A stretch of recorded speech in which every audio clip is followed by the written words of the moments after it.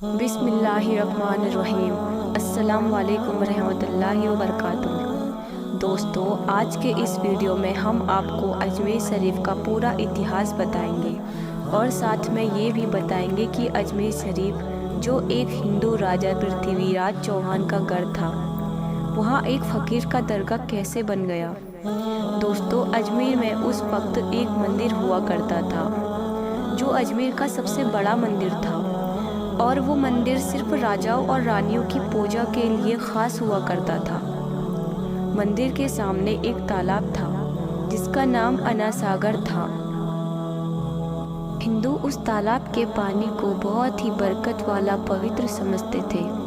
उनका मानना था कि जो इस तालाब में नहा ले उसके सारे पाप धुल जाते हैं। उस मंदिर में रात को इतने ज़्यादा दिए इस्तेमाल किए जाते थे कि सिर्फ एक ही रात में 3.5 मंदिर उन दियों में इस्तेमाल होता था। आसपास के गांव देहात मंदिर के नाम थे और इन देहातों की आमदनी मंदिर पर खर्च हुआ करती थी। मंदिर में हज़ारों नौकर थे जिनका काम आने वाले लोगों की सेवा देख रेख करना था और वो बताया करते थे कि कौन सा भगवान बेटे देता है और कौन सा देवता सेहत और तंदुरुस्ती देता है और किस मूर्ति की पूजा करने से दौलत बढ़ती है। ख्वाजा गरीब नवाज रहमतुल्लाह वहाँ आए और अनासागर की कुछ दूरी पर चटाई बिछाकर अपने मुरीदों के साथ बैठ गए। असर का वक्त था, लिहाजा आप ख्वाजा साहब ने हज़रत कुतुबुद्दीन रहमतुल्लाह अलैह से अजान देने को कहा। कुफ्र शिर्क से भरे अजमेर में अल्लाह के एक होने और हज़रत मोहम्मद सल्लल्लाहु अलैहि वसल्लम के रसूल होने का ये पहला ऐलान था। वहाँ रहने वाले लोग इस्लाम के बारे में कुछ नहीं जानते थे। चुनांचे अजान की आवाज़ सुनकर वो हैरान हो गए और अपने घरों से निकलकर सब ख्वाजा गरीब नवाज और उनके मुरीदों को देखने लगे और अनासागर के पास भीड़ लग गई। ख्वाजा गरीब नवाज और उनके मुरीदों ने अनासागर के पानी से वज़ू किया, नमाज पढ़ना शुरू कर दिया। सब हिंदू हैरान रह गए। वो सोच रहे थे कि सब भगवान तो मंदिर के अंदर हैं, वे होकर कौन से भगवान के आगे झुक रहे हैं। शाम हुई तो राजा के ऊँट जो दिन में चरने के लिए गए थे अपने चरवाहों के साथ वापस आने लगे।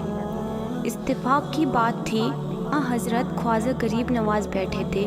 वो जगह राजा के ऊँटों की बैठने की जगह थी। चरवाहों ने बाबा साहेब से कहा कि ओ बाबा साहेब, यहाँ से उठिए क्योंकि ये जगह राजा के ऊँटों की बैठने की जगह है। ख्वाजा साहब ने फरमाया, इतना मैदान खाली पड़ा है, ऊँट तो कहीं भी बैठ जाएंगे, हमें बेवजह तंग करते हो। वो लोग नहीं माने और मुसल्ला उठाकर इधर उधर करने लगे और ख्वाजा साहब से बदतमीजी करने लगे और उन लोगों ने आखिरकार बहुत बदतमीजी से कहा, ये राजा के ऊँटों की बैठने की जगह है और इधर राजा के ऊँट ही बैठेंगे, तुम लोग कहीं और अपना मुसल्ला बिछा लो। आखिरकार आप ख्वाजा साहब ने उठते हुए हज़रत कुतुबुद्दीन से कहा, उठो कुतुबुद्दीन। ये कहकर हज़रत कुतुबुद्दीन उठ गए।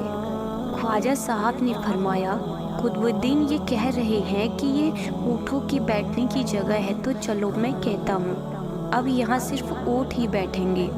ये कहकर आप ख्वाजा साहब अपने साथियों समेत वहाँ से उठ गए और अगली सुबह जब ऊँटों को चराने के लिए ले जाने का वक्त आया और चरवाहों ने ऊँटों को बढ़ाया और उठाना चाहा तो उन्हें पता चला कि ऊँट उठ ही नहीं रहे हैं। उन्होंने ऊँटों को मार मार कर ज़बरदस्ती उठाना चाहा, लेकिन वो बैठे ही रहे। चरवाहे परेशान रह गए कि जो ऊँट उनके एक इशारे पर खड़े होते थे आज वो क्यों नहीं उठ रहे हैं।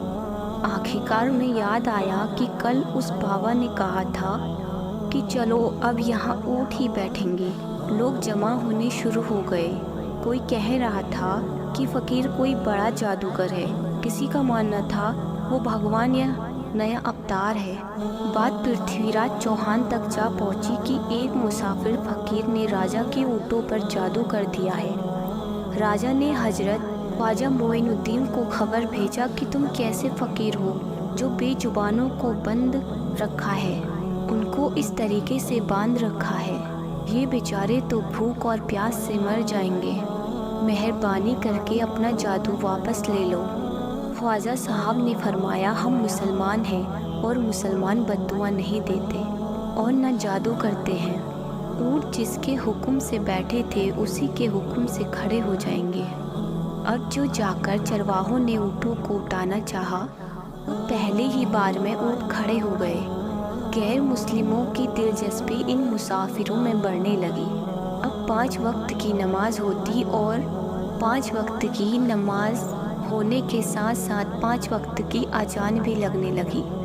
आखिरकार राजा तक ये बात पहुंच गई और उसको शिकायत की गई कि राजा साहब, जो फ़कीर आए हुए हैं ये तो सब के सब मुसलमान हैं, 5 वक्त अजान देते हैं और हमारे पवित्र तालाब को गंदा करते हैं, हाथ मुंह धोते हैं, हमारे धर्म के खिलाफ बातें भी करते हैं और कहते हैं ये मूर्तियाँ पूजने के लायक नहीं, ये तो सिर्फ एक पत्थर है, इसलिए इन्हें यहाँ से हटा लिया जाए। राजा पृथ्वीराज चौहान ने फकीरों को पर भिजवाया कि तुम गोश्त खाते हो, हमारे धर्म के खिलाफ बोलते हो और तो और हमारे पवित्र तालाब को अपना हाथ मुंह धोकर गंदा करते हो, जो हम कतई बर्दाश्त नहीं करेंगे। इसलिए तुम्हारे लिए अच्छा होगा कि तुम यहाँ से चले जाओ। ख्वाजा साहब ने फरमाया, और भी तो दुनिया आती है, सिर्फ हमारे ही पानी लेने से आखिर क्या फ़र्क पड़ जाएगा। राजा कहने लगा, वो सब हमारे धर्म और हमारे मजहब के लोग हैं और तुम दूसरे धर्म के हो। आइंदा तुम लोगों ने तालाब को नापाक किया तो हम तुम लोगों पर सख्त कार्रवाई करेंगे। साहब ने हज़रत कुतुबुद्दीन रहमतुल्लाह अलैह से फरमाया, कुतुबुद्दीन, शायद ये लोग आइंदा हमारे पानी लेने पर कोई परेशानी खड़ी करेंगे। जाओ एक मश्क पानी ले आओ। हज़रत ख्वाजा कुतुबुद्दीन बख्तियार काकी ने फरमाया, चलिए हम अपना पानी भर लेते हैं। प्याला ले जाकर वो पानी भरने लगे। उन लोगों ने उन्हें पानी भरने से मना कर दिया, लेकिन फिर बाद में जाकर वो लोग इस शर्त पर मान गए कि तुम्हारा जिस्म पानी से न छुए तो हम ये प्याला तुम्हें भरने देंगे। मेरे दोस्तों, हज़रत ख्वाजा कुतुबुद्दीन रहमतुल्लाह अलैह तालाब की सीढ़ियों पर जा बैठे और अपने प्याले को पानी में डुबो दिया। जब वो प्याला भर गया तो हज़रत ख्वाजा कुतुबुद्दीन रहमतुल्लाह अलैह ने वो प्याला ऊपर खींच लिया। लेकिन फिर क्या था, जब वो प्याला पानी से बाहर आया तो अनासागर का सारा पानी सूख गया और अनासागर के तह में सूखी रेत उड़ने लगी। मानो ऐसा मालूम हो रहा था कि अनासागर उस छोटे से प्याले में समा गया है। अनासागर को सूखना था कि पूरे अजमेर में कोहराम मच गया। गली मोहल्ले में चीखों पुकार और आहों की आवाज़ें शुरू हो गई। वो लोग रो रहे थे और कह रहे थे कि जो पाप अनासागर में नहाकर धुलते थे और पापों से छुटकारा पा लिया करते थे, अब हम क्या करेंगे? अब हम पापों का बोझ कहाँ लिए फिरेंगे? सारे इलाके में ये खबर फैल गई कि मुसाफिर फ़कीर ने जादू की जोर से अनासागर को सुखा दिया है। दोस्तों, जानते हैं आगे क्या हुआ? आगे हुआ ये कि राजा पृथ्वीराज चौहान अनासागर के सूख जाने में बहुत परेशान हुआ। उसने अपने वज़ीरों को बुलाया, सबसे यही कहा कि फ़कीर या तो कोई जादूगर है या फिर कोई वाकई पहुंचा हुआ फ़कीर है। साथ ही उनकी परेशानियां बढ़ गईं। अजमेर की रौनक तो थी ही अनासागर के दम से। इसकी वजह से लोग दूर दूर से आते थे और अपना ईमान ताज़ा कर कर लौट जाया करते थे। अनासागर के सूख जाने से हिंदू धर्म को सख्त धक्का लगेगा और ये तो बड़ी ही शर्मनाक बात थी। आखिरकार ये कह गया कि फ़कीर से बात की जाए कि आखिर वो फ़कीर चाहता क्या है। अगर वो कोई ऐसी बात चाहता है जो हमें पसंद आए तो फिर हम उसकी बात को मान लेते हैं। और उससे माफ़ी मांग लेते हैं। चुनांचे सब मर्द, औरतें और बच्चे जाकर फ़कीर की मन्नत करने लगे कि लोगों को इस परेशानी से छुटकारा दिलाइए, हम सब पर मेहरबानी कीजिए, हम सब से जो गलतियाँ हुई हैं उन्हें माफ़ कर दो। हम अपने पापों का बोझ लेकर कहाँ जाएंगे और कैसे सुकून पाएंगे, क्योंकि हम लोग उसी तालाब में अपने पापों का बोझ धो लिया करते थे। ये तरीका ज़्यादा आसान था, लिहाजा तमाम लोग बाबा साहब रहमतुल्लाह अलैह के पास आए और बोले, बाबा तुम भी वज़ू कर लिया करना, लेकिन भगवान के वास्ते हमें अना सागर लौटा दो।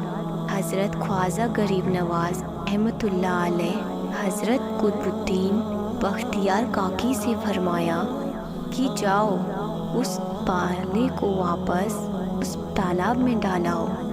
जैसे ही वो प्याला तालाब में डाला गया, अना सागर के नीचे सारा पानी उछल उछल कर अना सागर में आ गया। इस पानी ने कई दिलों को धो डाला।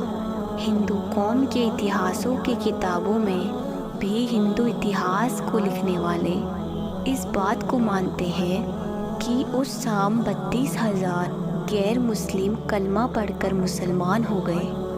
उन गैर मुस्लिमों के मुसलमान हो जाने से हिंदू पंडितों और आम हिंदुओं पर गुस्से का तूफान खड़ा हो गया और वो सोच में पड़ गए कि फ़कीर अगर कुछ दिन और रहा तो देवी देवताओं का नाम लेने वाला कोई नहीं रहेगा।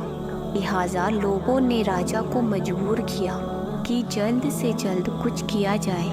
राजा ने मंदिर के बड़े पंडित रामदेव को बुलाया और उसे बाबा साहब से मुकाबला रखकर जल्द से जल्द भी हराने और अजमेर से बाहर निकलने का हुक्म दे दिया।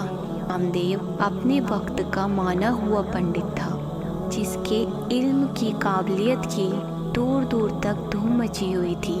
दरअसल पंडित शैतानी और जादुई ताकतों का मालिक था।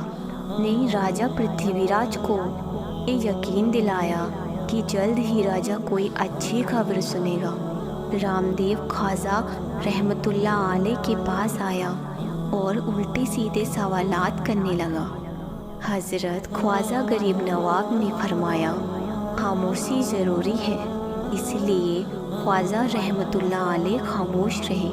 रामदेव ने हद से ज़्यादा बढ़कर शोर मचाना शुरू कर दिया तो हज़रत ख्वाजा गरीब नवाज ने उसकी तरफ आंख उठाई और मुस्कुरा कर फरमाया, रामदेव तू शोर मचा रहा है और मैं तेरे माथे पर ईमान का नूर चमकते हुए देख रहा हूँ। बस इतना कहना था, न जाने क्या करिश्मा हुआ। देखते ही देखते बाबा रामदेव कदमों पर गिरा और रोते हुए बोला, बाबा साहब जिस धर्म के तुम हो उस धर्म में मुझे भी शामिल कर लो। सब लोग जो मुकाबला देखने आए थे तब हैरान हुए और बाबा रामदेव जो बाबा को हराने आया था खुद ही मुसलमान हो गया। इतिहास की किताबें भरी पड़ी हैं कि हज़रत ख्वाजा गरीब नवाज वो इकलौते बुज़ुर्ग हैं जिन्होंने 90 लाख गैर मुस्लिमों को मुसलमान किया। सदियां बीत गई लेकिन ख्वाजा गरीब नवाज का डंका पूरे जहां में फैल रहा है। सुभान अल्लाह।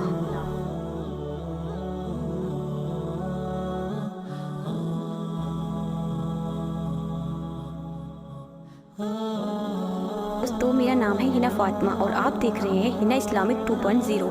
तो दोस्तों अगर ये वीडियो आपको पसंद आई हो तो वीडियो को लाइक और शेयर ज़रूर कीजिएगा। दोस्तों मिलते हैं एक ऐसे ही नए इंटरेस्टिंग वीडियो के साथ। तब तक के लिए अपनी और अपनी फैमिली का ख्याल रखिएगा। खुदा हाफिज़ दोस्तों।